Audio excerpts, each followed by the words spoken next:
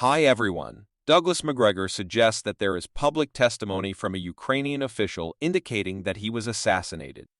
The reason given is his alleged collaboration with the Russians stemming from his involvement in the negotiating team during March and April.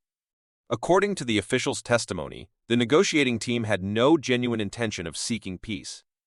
Instead, their goal was to prolong the conflict, to provide time for Ukrainian forces to continue their fight. This perspective underscores the complexity and potential manipulation within the negotiation process, as well as the various motivations at play in the ongoing conflict. He provides further context, noting that the negotiating team was sent by Zelensky, and the process was subsequently suspended in Istanbul. He highlights that the pretense of serious negotiations was dropped, and this Ukrainian official, identified early on, was allegedly shot and killed on the grounds of being a Russian collaborator. Macgregor expresses skepticism about this accusation, suggesting that individuals in Ukraine may face such allegations merely for advocating a peaceful solution or expressing the desire for dialogue, perhaps adds a layer of complexity to the situation. Emphasizing the risks faced by those who advocate for peaceful resolutions amid the ongoing conflict. He provides more details about the Ukrainian official, indicating that the individual had worked in the defense ministry for Zelensky, was part of the cabinet, and resigned amid corruption allegations. There were also claims involving another cabinet member and their family vacationing, possibly in Florida, during the ongoing war, which added to the controversy.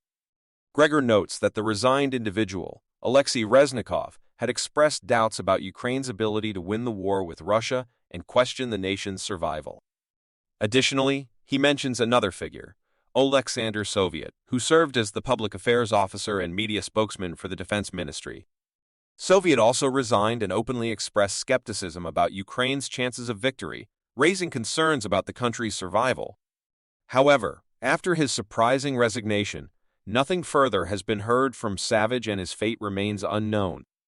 Though there is no confirmation of his death at this point, the situation adds intrigue to the complex and evolving dynamics within the Ukrainian government and military during the ongoing conflict. He asserts a noticeable change in the mood and perspective of Washington's influential figures, including leading senators, House members, cabinet officials, the president, and vice president. According to him, there's a growing acknowledgement among these individuals that the ongoing conflict is becoming a lost cause for Ukraine. He suggests that the focus has shifted towards determining how to extend the suffering and fighting, indicating a recognition of an impending defeat. He argues that despite public statements framing the prolongation as an effort to harm Russia, this approach has turned out to be a fiasco and a disaster. He contends that Russia has not suffered significant harm in substantive terms, permanence, economically, financially, or otherwise. He implies that the extended conflict may have motives beyond its stated goals, prompting questions about the true intentions behind Washington's approach to the ongoing situation. A second element is that there seems to be an active effort to goad the Europeans, particularly the Germans, into actions that could potentially be viewed as acts of war against Russia under international law. He suggests that the German government might be contemplating whether supplying significant quantities of heavy military equipment, such as tanks and artillery, to the war zone makes them co-belligerents effectively involved in the conflict between Ukraine and Russia. There's a suggestion that Germany may be considering applying the brakes on such involvement.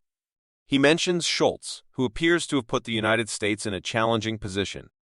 At the recent conference for donors and allies in Ramsey in Germany, a representative stated that Germany would only send Leopard tanks if the U.S. sent its own tanks.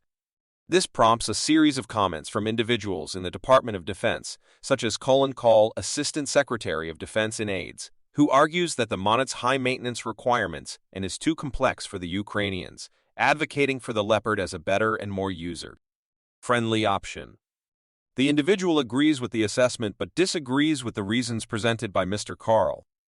They emphasize the long-standing knowledge spanning 30 years that gas turbine engines are problematic for tanks due to issues like fuel consumption and susceptibility to ground debris. They explain that these engines are designed for jet use at high altitudes, not for ground-level operation. The critique is aimed at the turbine engine powering the Monet tank, intended to propel it at high speeds toward the enemy.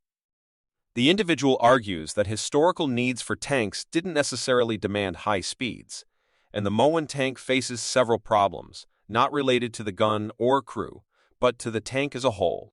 Epe expressed a perception that people might be hesitant to deploy the Moen due to concerns about its performance.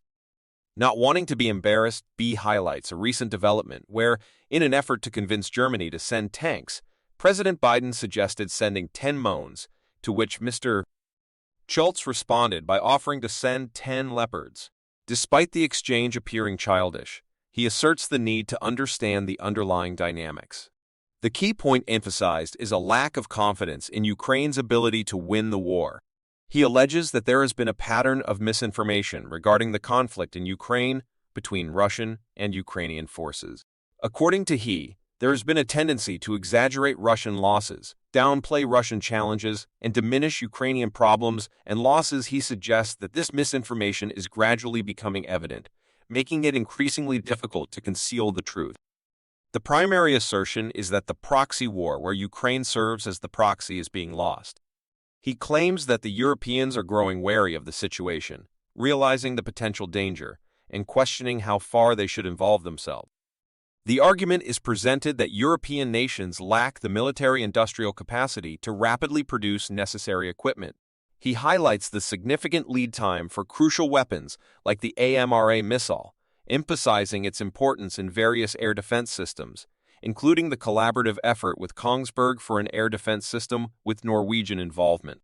He highlights a critical issue related to the production of missiles, pointing out that once a request for a missile is made, the waiting time until its delivery is 32 months. Extended lead time poses a significant challenge, especially considering the promises of missiles and systems made to the Ukrainians.